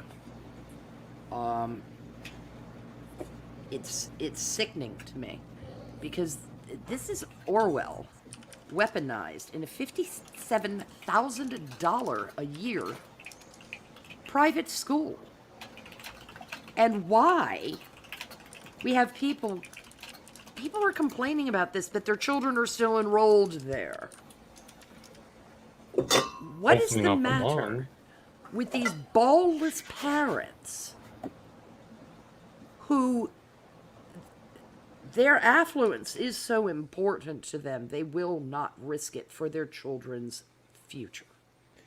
I don't think it's all that gutless. I can, you don't live in California. I'm not saying that you can't empathize and you can't imagine what something would be like, but I don't think it's easy to really grasp what the pressure's like in areas like where these people live. How though? It's overwhelming. It's overwhelming. I mean, I'm a contrarian. I once got into a bit of a dust-up over religion in a fairly conservative community when I was a kid, and had about 60 people peppering me with questions because I dared to not toe the line with what they were talking about. I'm the exception. You know, I've stood in front of a room with 800 people who wanted me dead, and that's not normal. I mean, there's something wrong with me. I understand why most people do not feel the way they feel in terms of wanting to go along with stuff, because you start to question whether you're the one that's broken or you're the bad person. This is These people are voluntary afraid for a reason. association. This is voluntary association, but these people are worried about their jobs, their livelihoods. It's worse than, it's really, really bad. So it got that far, and functionally, it's too late. Sorry, taking your name in vain again, functional. Mhm. It's Hey, if too- I have to put up with Prince Harry and all of his bullshit, he can put up with that. This is true. And I promise I won't call you Mr. Markle. I mean, what I'm hearing, because of how bad it is, and look, I can appreciate that, but I'm a contrarian too, and an iconoclast, and fuck this. It's gotten this far. If there is no way to fight back, is basically what I'm hearing. There is no way to fight back that does not involve personal risk. And since people are intensely risk averse, particularly among this particular class of people, obviously they are risk averse. There's nothing to stop this. So the fight is lost. No, there is a way to fight back. You just have to be really smart about it. Yeah. And taking basically going full Don Quixote is not going to solve the problem. Well, I didn't suggest that. Why wouldn't you just disenroll your child and re-enroll them somewhere else? Well, that's absolutely true. Or, I mean, as I think you pointed out, I can't remember if it was on another show or if it was in private chat. It's really time for these people to say, it's not that we don't agree with what you're doing because it's precious and beautiful and we affirm it and whatever, but we're just going to set up our own little thing over here. Oh yeah, Because what's lost here is they've lost sight of the value of a classical education. Mm-hmm. Now, Jenna had to drop, by the way. She wasn't feeling well. Oh. And rather than stick around, I told her just go and I'll say something. So everybody wish Jenna a good night. Night, Jenna. And definitely compliment her because her audio is working so much better. I know she's put a lot of work into that, and she sounds so much better than she did, which is great. But the value of a classical education, I envy, some people I know who've, gone to Eton. I mean, I wish I had that kind of education in the classics. Mm-hmm. And it's more than just kind of like a way of identifying whether somebody's part of the in-group. By making reference to classics, sometimes it's just a means for people at the top of society to keep people who are not at the top of society out. I totally get that. But Sometimes, there is sure. so much more to a classical education than just that. I think that what, instead of attacking, instead of just saying what you're against, sometimes you have to say what you're for. Mm-hmm. And I think that the power of making a positive statement might be the way out of this mess. Yeah, I see your point, where rather than complaining and sounding bitter, presenting the alternative is, I mean, honest to God, if I could wave a magic wand, I would like to see Hillsdale set up a group of private high schools as a feeder system to some form of independent Socratic education. And I mean, with these people forking over $57,000 a year, and the ones out in California forking over $40,000 a year, to have their children be told that they're fundamentally flawed. Fundamentally flawed due to their lack of melanin concentration. Due to in the their lack of pigmentation. melanin and their use of common English constructs. Yeah. Because this, I mean, what this is about is really, it's chilling to me. It's Instead of compelled speech. Yeah, it's compelled speech. This is not the worst thing that they're doing to them, though. I know this is another. I'm full of hot takes tonight. Yeah. As bad as this is, this is the kind of thing where you can just kind of go, yeah, I'll just go through the motions. It'll be fine. And then at some point this will be over and I can get on with my life. But the damage from a lot of the Common Core stuff, and more importantly, from what they're doing to try to force equal performance outcomes across different groups, is probably the more insidious thing. Yeah. Reducing standards in the military is one thing. People will die. But reducing standards in engineering, holy shit, a lot more people might actually die. Oh yeah. I mean, because we're on the topic of speech tonight primarily. Oh, no, I know. I'm just Yeah, trying to I- rank it in the threat matrix. I Your understand. contrarianness is showing. But Yeah. this is quibbling minutia, this language control that they're demonstrating, and the fact that parents have abrogated control in these schools, that there is not an active PTO, PTA of some kind within these bodies, or if there is, those parents who They're just so yellow. yeah, it's well, like Harry said. All right, I'll show them some empathy, but it's grudging because I can't abide moral cowardice in the face of this kind of nonsense. Mm-hmm. I have no tolerance for people who will teach their children that learning this shit is speaking truth to power, yet cower under their desks rather than genuinely speak truth to power.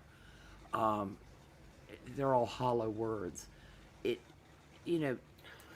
Telecommuting over the last year and being more intimately involved in their children's education has shown a marked change for the positive in school choice for the public school environment.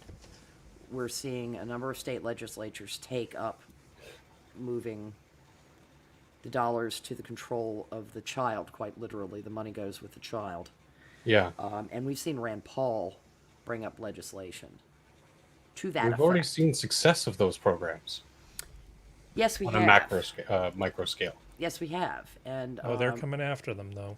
of Oh, course, yeah. Yeah, and the Title IX people are going to be sniffing at them like crazy, And the Teachers' thing, unions are demanding, and in some cases, that they won't go back to work unless you basically eliminate the competition. Sorry, Sanguine. yeah, I was going to mention that, and just the fact that every time that they make any motion about that, they always bring up the same arguments. And also, I love the fact was with so much sarcasm it almost choked me on the way out. But I love the fact that the school's responses to parents seeing more of what they were teaching the children was, you remember fairly early on, there were all those news articles about schools saying that it was illegal for parents to watch in on their child's lessons. And trying to get them to desperately not pay attention to what their child was being taught. And lying and threatening legal action if they had the audacity of watching and going, the fuck is this? Yeah. Yeah, they you can't hold them accountability. They're teachers. They're infallible. Yeah, you're not allowed to have those WikiLeaks things on your computer. What are you- It's against the law. So Against education? Yeah, it's bullying of the worst sort. The teachers' unions are an absolute cancer.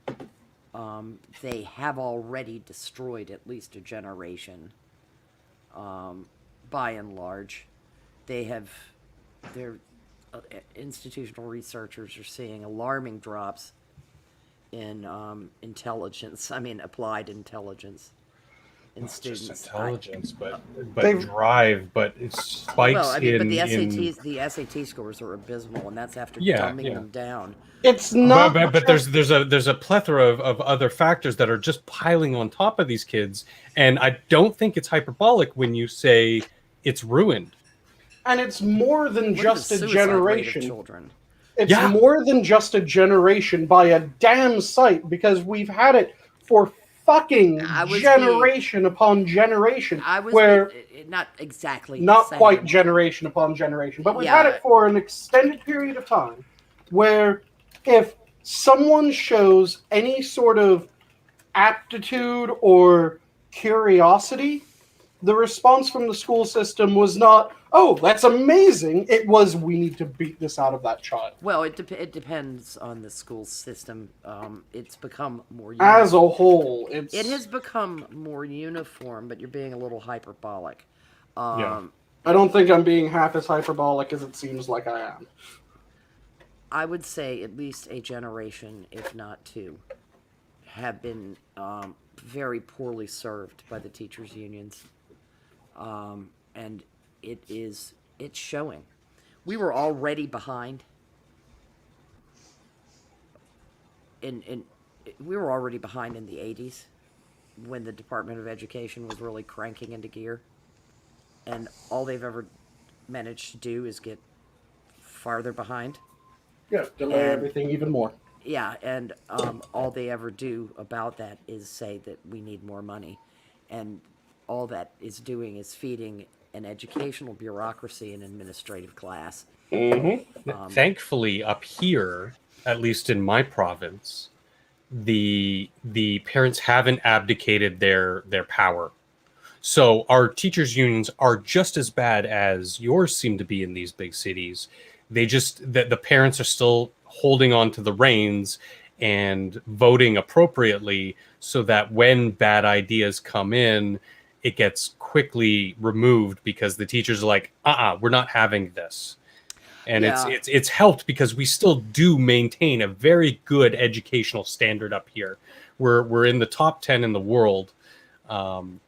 So a lot of this, the problems here I see are American parents who, for whatever reasons, I'm not going to discount them just, and group them all together into one monolith. There's probably some very good reasons, but they're not flexing the power that they were given to make sure that their children are still able to succeed in school and learn in school. Like look at the story we had the other day from that one kid who the mother is like, well, the school did this. Well, no, because you are in charge of your child. I'm not saying she has all the onus is on her. There's a little bit of other blame to put around, but at the end of the day, you're that kid's fucking mother, and it's your responsibility.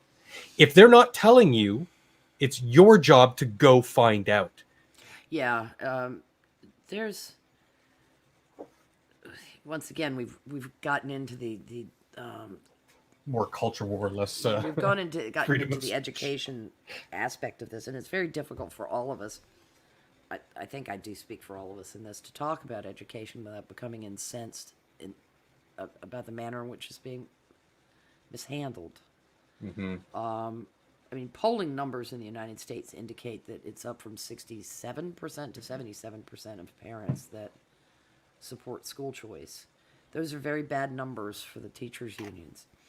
Yep. One of the problems that we have is the teachers' unions contribute a large amount of money to the Democratic Party.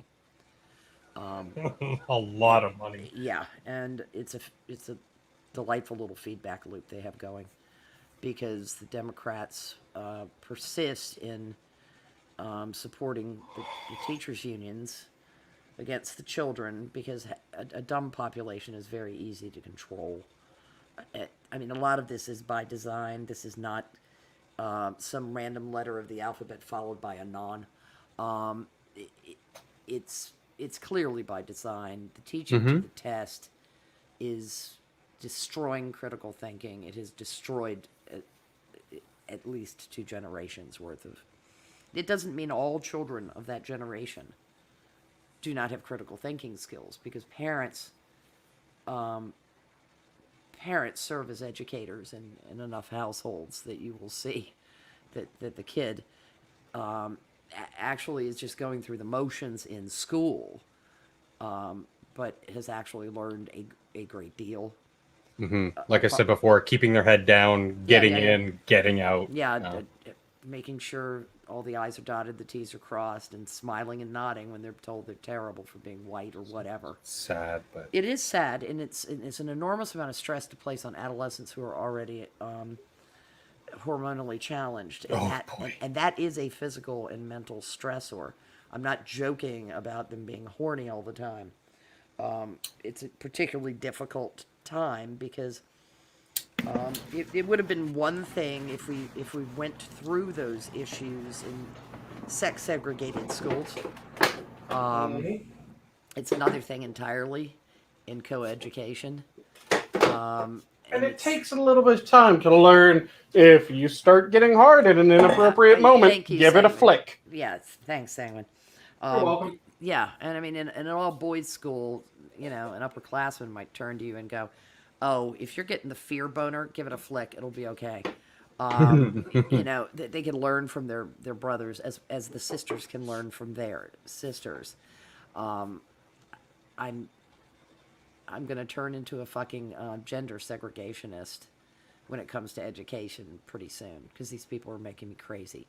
But this nonsense. well, it made me crazy as a 14-year-old boy, and like, you know, girl next to you is in a tank top in the middle of summer, and it's kind of like, who, what, America? What were we learning? Sexless school uniforms, if you know what I mean. The just very dull as dishwater uniforms. They serve a very, very physical purpose. Yeah, they do. They kind of, everybody kind of looks the same in that stupid, right below the knee plaid skirt and white blouse that is a little too large for everybody, so it isn't like tits galore. Yeah. But I will say, as someone who came up through the parochial school system until about halfway through 8th grade, and then I finally got to fucking escape. Thank God for that. But, and that's probably one of the few times that you'll hear me say, thank God for something. But when you're going through that system, and it's, boys, your options are these pants. What other options? The same pants that we just pointed to. And it's the middle of summer. You're looking at the girls' uniform going, I wonder if I came in a skirt tomorrow. Yeah, the boys. It's not a skirt, it's a kilt. Yeah. If well, I tried to pull the kilting scheme. that happened in a public school in Britain, and the boys wore skirts, and the school administration then allowed them to wear shorts. Yeah. Yep. They made their point, and good on them for making their point that way. Anyway, this is compelled speech. To get back to the speech thing, because there is another thing that we have to cover. I'm afraid we might not get to a really good one that I might beg Harry on Saturday to toss the one of these in. But we've got compelled speech, and now we're going to pivot to what I call silly speech. And silly, no, I shouldn't. This is dangerous. This shit is goddamn dangerous.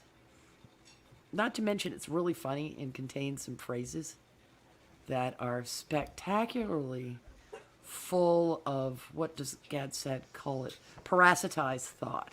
Yeah. Yeah, because this is He's got a way with words that just makes me love him. Yeah, I know, and he is so right about the parasitic mind. I thought ostrich parasitic syndrome was great, but he's spot on with this nonsense. And this one is going to be one that I imagine Harry's going to be proud of. I'm already proud. Yeah, Revenge of the Gods. It's great title work. This is by an article by Christopher Rufo, who is a huge advocate for school choice. He's very vocal. He's a good follow on Twitter if you're interested in this kind of nonsense. But the People's Republic of California, in their Department of Education, is going to be voting on a new statewide ethnic studies curriculum that advocates for the decolonization of American society and elevates Aztec religious symbolism, all in the service of a left-wing political ideology. Aztecs. Why don't we just go with like Neanderthal or Cro-Magnon man? Oh, or- no. You're going to enjoy this. You're Can going I to enjoy rip this. the hearts out of people as part of my cultural display now? Sanguine, if you'd read this, don't get ahead of me, please. I haven't. Yeah. This is please naked response. don't get ahead of me. But you are foreshadowing rather nicely. The new program, called the Ethnic Studies Model Curriculum, seeks to extend the left's cultural dominance of California's public university system, 50 years in the making, to the state's entire primary and secondary education system, which consists of 10,000 public schools serving a total of 6 million students. In theoretical terms, the new ethnic studies curriculum is based on the pedagogy of the oppressed, developed by Marxist theoretician Paulo Freire. I don't know. He's Brazilian. Who argued that students must be educated about their oppression in order to attain critical consciousness and consequently develop the capacity to overthrow their oppressors. Honest to God, if the school children riot and murder their teachers, I hope they give this guy an award. Following this dialectic, the model curriculum instructs teachers to help students, quote, challenge racist, bigoted, discriminatory, imperialist, colonialist beliefs, end quote, and critique, quote, white supremacy, racism, and other forms of power and oppression, end quote. This approach, in turn, enables teachers to inspire their pupils to participate in, quote, social movements that struggle for social justice and build new possibilities for post-racist, post-systemic racism society. Our Tolteca, I'm guessing Quatin, the original co-chair of the Ethnic Studies Model Curriculum, developed much of the material regarding early American history in his book Rethinking Ethnic Studies, which is cited throughout the curriculum. Dushkanu, since I can't really pronounce his name, argues that the United States was founded on a Eurocentric, white supremacist, in other words, racist, anti-black, anti-indigenous, capitalist, classist, patriarchal, sexist and misogynist, heteropatriarchal, homophobic, and anthropocentric paradigm brought from Europe. Okay. That's the one I really like, the anthropocentric. Yeah. We weren't centered around sheep. Okay. My apologies. Clearly, he's never met the Welsh. Yeah, I was going to say, dude. Have you met Cenk Uygur? No, that was horse. Yeah, it doesn't matter. It's got 4 feet. Tell that to the horse. And it wants to be satisfied. And I would be doing a good thing if I said it. Good Christ. I didn't think Turks admired Catherine the Great. The document claims that whites began grabbing the land, hatching hierarchies, and developing for Europe whiteness, which creates excess wealth that became the basis of the capitalist economy, blah, blah, blah, blah, blah. Whites established a hegemony, blah, blah, blah, blah, blah. Well, kinda, since they were the only kind of culture that came here initially. This is a lot of 1619 bullshit that's tossed in here, and continues to the present day, in which minorities are subjected to socialization, domestication, and zombification. Dun, dun, dun. Yeah. The religious narrative is even more disturbing. Quatin developed a related mandala, claiming that white Christians committed theocide against indigenous tribes, killing their gods and replacing them with ick, boo, hiss, Christianity. White settlers thus established a regime of coloniality. Oh my God, this guy... Sorry, editorial interjection here. Michael Eric Dyson doesn't mix up this great a word salad. And he's pretty fucking good at it. And he's just making up his own $20 words. That's all. I know, but this is glorious. This is, boys and girls, this is postmodernism. At its finest. In a nutshell, this is the Roget's thesaurus of postmodernism. Coloniality, dehumanization, and genocide, characterized by the explicit erasure and replacement of holistic indigeneity and humanity. The solution, according to Quatin, is the ethnic studies curriculum. Is to name, speak to, resist, and transform the hegemonic Eurocentric neocolonial condition in a posture of transformational resistance. The ultimate goal is to decolonize American society and establish a new regime of counter-genocide and counter-hegemony, which will displace white Christian culture and lead to a regeneration of indigenous, epistemic, and cultural futurity. Heil. Oh, wait. Okay, this is where it gets really good, and I'm sorry if I'm boring you by reading it, but this is such a word salad of shit. I just felt people needed to hear it. It's a smorgasbord of suck. Yeah, isn't it? I like that. It's the smorgasbord of suck. And coming back to freedom of speech, I support his right to say all this shit because now we can have a good laugh and be like, look at the moron. Oh my I God. wouldn't have known this person was an idiot otherwise. But Yeah. now I know. Yeah, thank you, sir, for revealing. This religious concept is fleshed out in the modern curriculum's official ethnic studies community chant. This is just so feminine. I mean, it really is. The curriculum recommends that teachers lead their students in a series of indigenous songs, chants, and affirmations, including the Inlak affirmation, which appeals directly to the Aztec gods. Students first clap and chant to the god What the Fucko, whom the Aztecs traditionally worshipped with human sacrifice and cannibalism. Quetzalcoatl, Huitzilopochtli, Zippy Totek. Yeah, but I studied them. it's the Tezcatlipoca. Is it Tezcatlipoca? Where is it?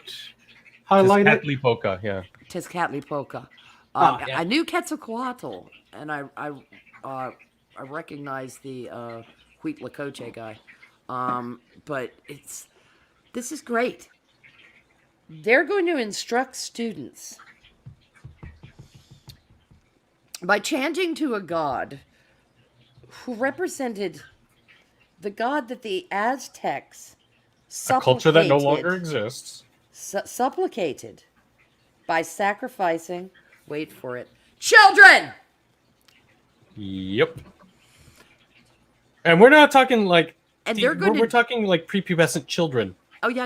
And I mean, they found boneyards and all kinds of just really, really scary shit. I mean, Piles of children. pre-Columbian, I'm going to say indigenous chills. in quotes because they didn't start there, but that's fine. We're going to teach you to worship the people that are going to kill you. Oh, the god that wants you dead. Demands your blood sacrifice. And this is what I really like. Next, the students chant to the gods Quetzalcoatl and Zippy Totek, seeking healing epistemologies. What the fuck? Well, I asked that same question. I asked, what the Merry fucking Christmas does that mean? And you know, seek and ye shall find. Maddie, bless her, sent me a definition of it. And I've got to go through my timeline. I should have brought this up. Talk amongst yourselves for a moment while the old lady tries to find the information on healing epistemologies. Can you believe this? It, like I said, so I get to rip someone's heart out for my cultural observance. That's the only way to be true to the exercise, I think. The epistemologies of healing.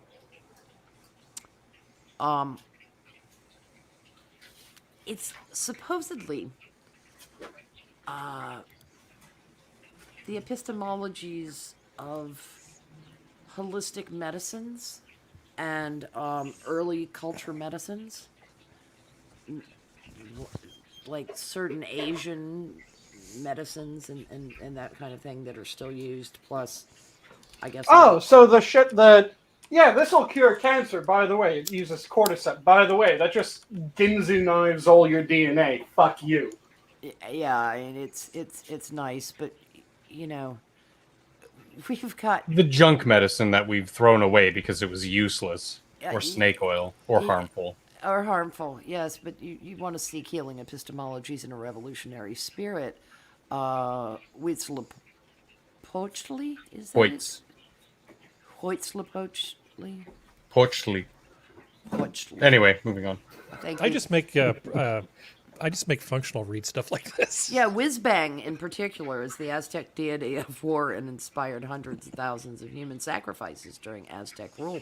Hundreds of thousands people. And they weren't a big culture. They didn't spread out that far. That's a lot of people. Yeah, he's kind of the Pol Pot of gods. It's just funny because I've actually studied, the Aztec culture and their gods and whatever. It's brutal. It is, by today's standards, disgusting. Yep. I like this because the chant comes to a climax with a request for liberation and transformation and decolonization be healed. After which the students shout Panchebe, Panchebe, in pursuit of ultimate critical consciousness. This makes Marianne Williamson look like the most sane human being to ever have walked the planet Earth. The lady wanting to call down the lightning has better chance of calling down the lightning than anybody achieving critical consciousness by LARPing as a fucking Aztec. If I didn't know that this was real, I would have thought that this would have been a Poe article by your James Lindsay's, your Yes. Gad Sads, Yeah, it reeks. The chants have a clear implication, of course, the displacement of the Christian God, which is said to be an extension of white supremacist oppression. You better tell all of South America that, okay? and all them sand niggers. Yeah. Notice they're not replacing Islamic culture. Do you notice? Well, of course not, because Islamic culture was never a major world culture that took over and forced people to follow its beliefs and forced people to convert by the sword. And yeah, that's just absurd to think that Islam did any of that stuff. Well, yeah, and I mean, of course, Christianity has their sins, but let's keep everybody's sins in perspective. And it's not like the one that they're currently going after, which is predominantly, it sounds like it's Spanish culture, which was the one dealing with the Aztecs.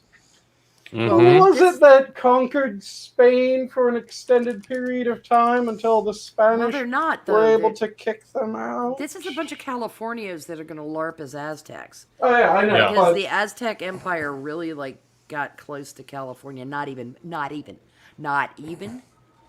But that's okay. In happy fuckface here's imagination. Apparently, by the sheer dint of California being a Spanish-speaking region, under Spain, all that lovely Aztec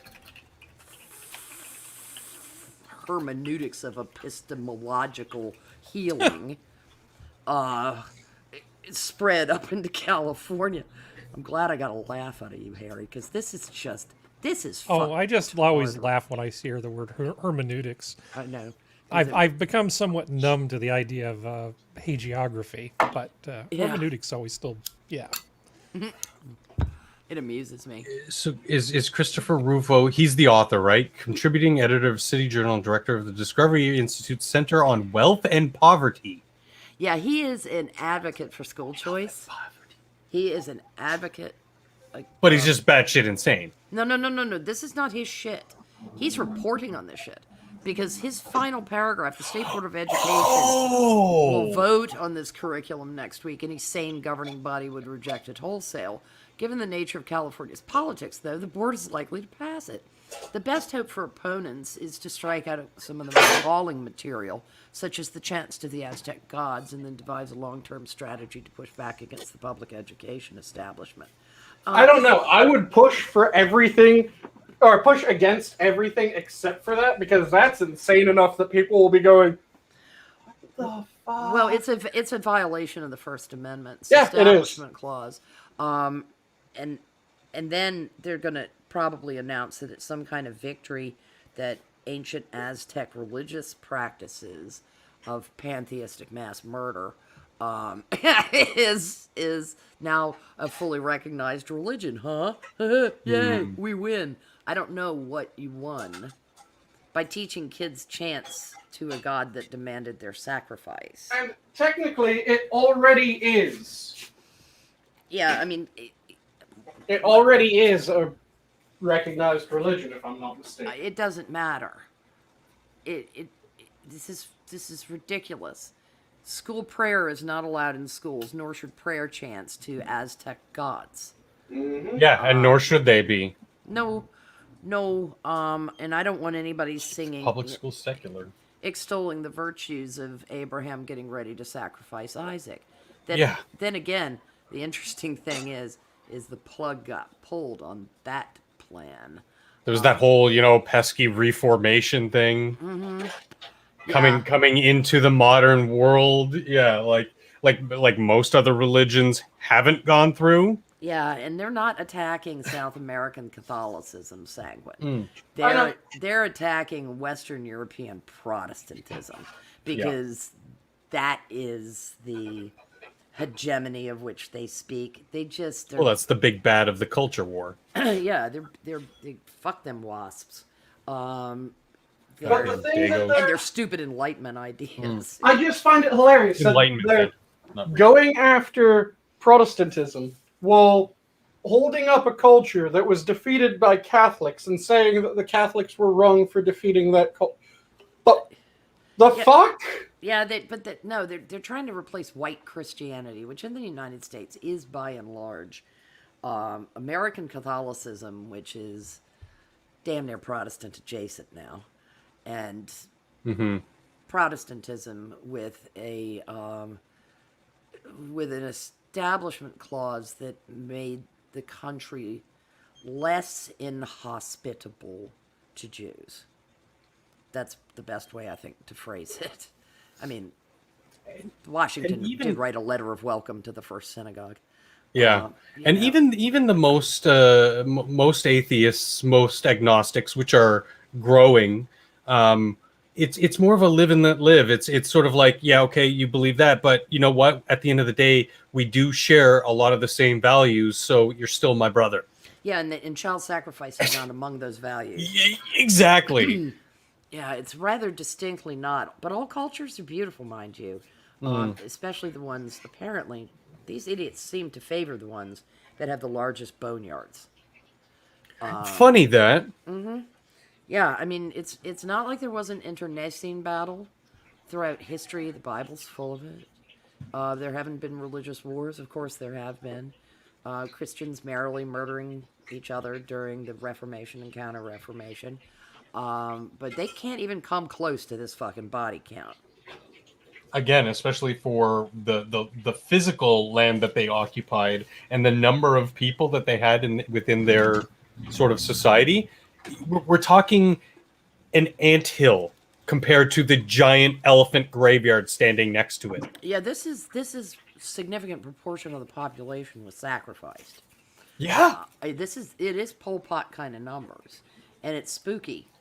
It's kind of amazing. They were apparently very fecund, because that almost seemed a recipe for societal collapse due to population reduction. But, they lived in a resource-happy area. Well, no, it was more that the Aztecs were in an area where fucking everyone around them hated them.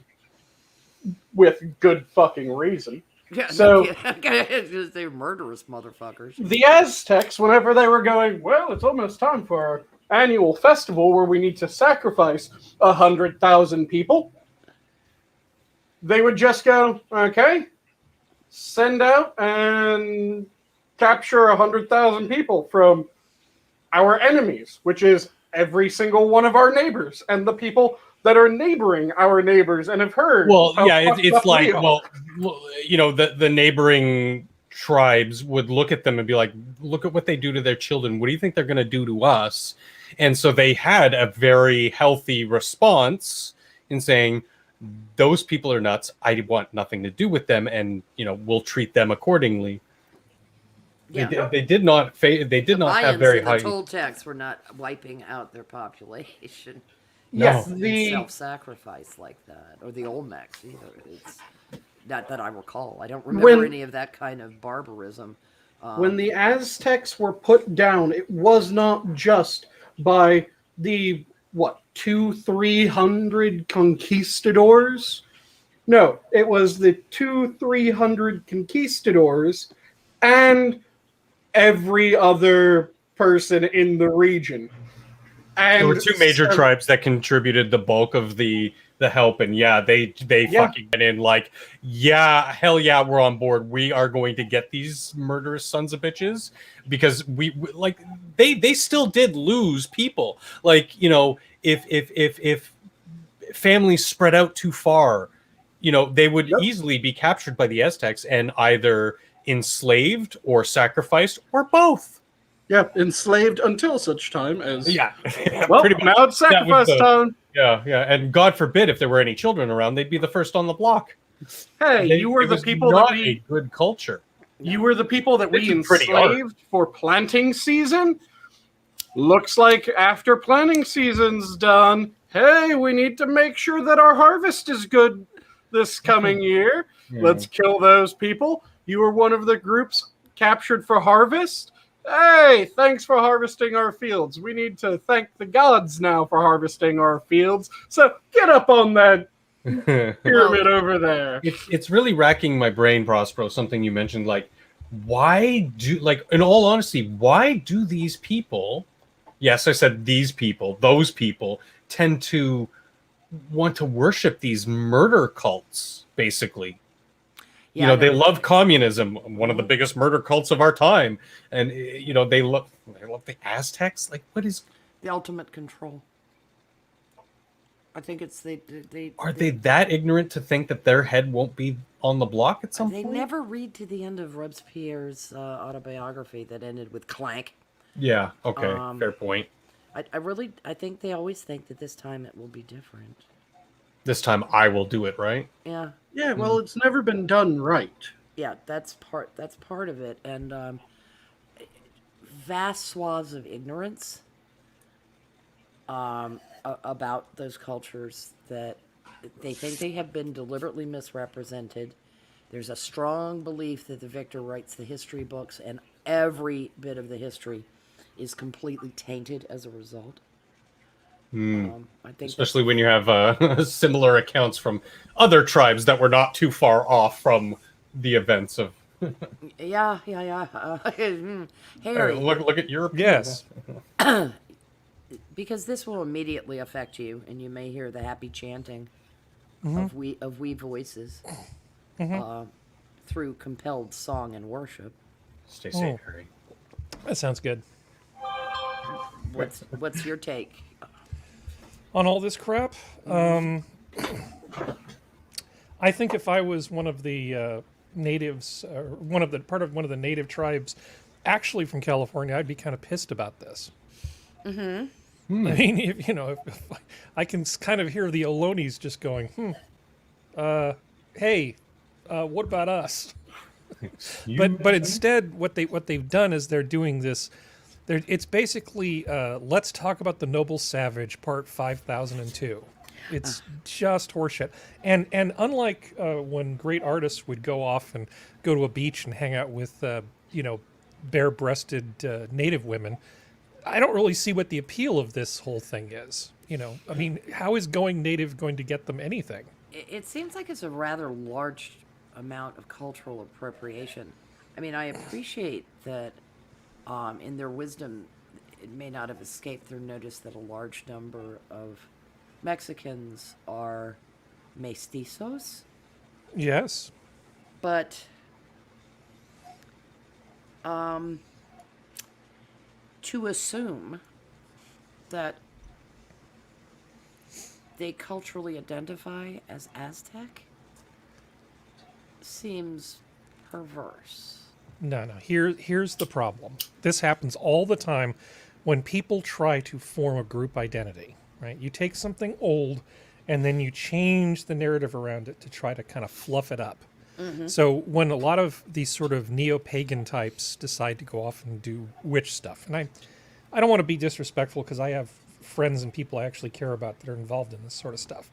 And they will tell you, I mean, because I've talked to them about this, a lot of these neo-pagan types try to make this great history of Wicca or witchcraft or whatever in the new world, right? Because and a lot of times you really don't have a whole lot of information, you know, but it always ends up becoming where you create this great tale, this mystery surrounding this thing, and it gets to be a bit much after a while.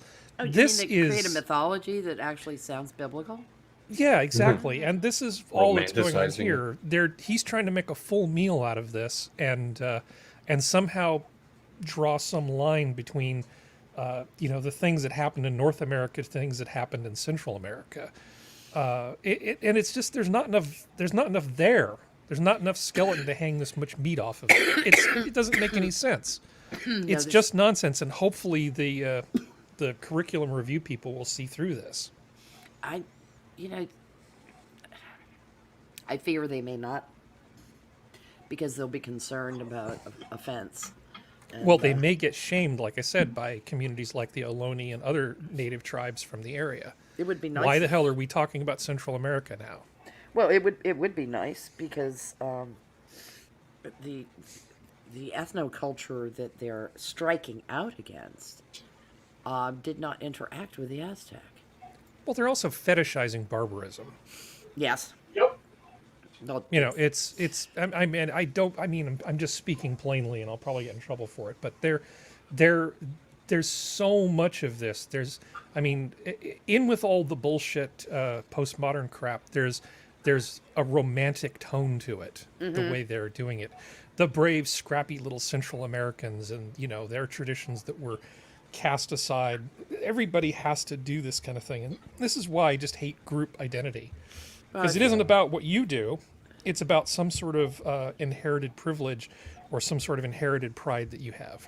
RESPECT. Sing about how you demand respect. Don't earn it. Just insist that you get it, regardless. Oh, yeah, and I mean, if you're low T, a warrior class looks particularly appealing. Yeah. You can LARP and pretend that you too could pass on your genes to a great warrior culture. A warrior the problem with hermeneutics. Yeah, well, the problem with a lot of stuff in South America is, the Chinese may have invented gunpowder, but we perfected it. Oops. Yeah, it's a bit of a shame. And life is savage, and there is such a thing as competition. And in the past, when the world wasn't as civilized, people fought and died in order to advance the well-being of their tribe versus other ones. The things that happened in Europe during the Dark Ages and the Middle Ages, there was a lot of barbarism because Nasty war was a British and- labor-saving device. Yeah. People were starving. Even the nobles were practically starving in a lot of those places. We have Nasty fought and British scraped for a long time, and I think looking at what happened in Central America through 21st century privileged American eyes is just preposterous. The thing that I find particularly baffling about this is it's not unusual for a very warrior/warlike culture to be looked back on and people to be going, oh yeah, that was an impressive culture.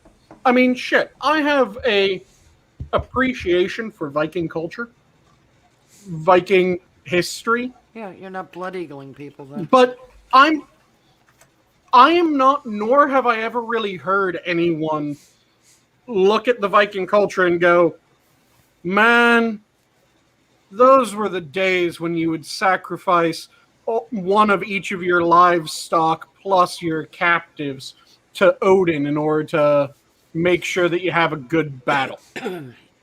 Well, that's... But they're literally doing that with the Aztecs in this case. They keep seeking more and more obscure barbarian worship to see what will last and what will stick. We're running over time here, guys, and I'm sorry that we've gone so long. Anyone have any. Shouldn't be sorry because that just means it's been a good stream and you got us engaged and talking and. No, I'm serious. I know. I know. It's just. I like to try to not run past 2 if I can avoid it. Yeah. Any unburdening of parting thoughts? I'll No, make one. just really quickly. It just does remind me when I hear you talk about this of the German phrase. One of the few I remember from my German class, which is "Pünktlichkeit ist alles," which is basically punctuality is everything. I just like saying "Pünktlichkeit." Yeah, I'm not German. figured. Clearly. What did you just call me? Pünktlichkeit. Kite, not kike, dear. Oh, okay. Yeah. It's just, Wait, he just called me a kite? yes. Yeah, Ben yes. Franklin looking motherfucker. You airy son of a bitch. I'll keep it quick. He who cannot put his thoughts on ice should not enter into the heat of dispute. Oh, I like That's a that. good one. I like it. And I'll just leave off with my standard. If you're passionate about something, make sure that you devour it. Don't let it devour you. Alrighty, thank And you feel guys. better, Jenna. Oh, yes, feel better, Jenna. Feel better every. We're glad to have you for the short period you were here, and your sound was marvelous, and it's good to hear your voice. We've missed you this week. Thank you to Blind Press, who is tucked up safe and sound and asleep by now, I hope. Busy mama that she is. Functional, thank you for being here. Sanguine, Thank you. Harry. No problem. Some happy thoughts to Skep, Tock, who I hope is also dwelling in the land of Nod at the moment. Mhm. As And chat's been great tonight. They People have have- been super active and they been good. have been. Except for that functional guy in chat. He's I know he's a bit of a. don't get me prick. started on him. I don't know. Maybe we should have a talk with him. After yeah. the If you have stream. any complaints, address them to Blind Press, care of Canada. Yeah, she'll show you exactly how much she cares. Tomorrow evening, Della will be in this seat, and goodness gracious, who knows what he has up his sleeve. They're So, probably gaming with some. yeah. So stay tuned to the THURs and see and the YouTubes to see what's up, and then Harry will be here Saturday evening Yep. with I am sure a panoply of horrors. But what Actually, we've got a smaller number of larger topics and a little more discussion this Saturday. Oh, okay. Well, then maybe I can make a special pleading. But with that, everybody, thank you for being here. And the zoo is closed. Good night.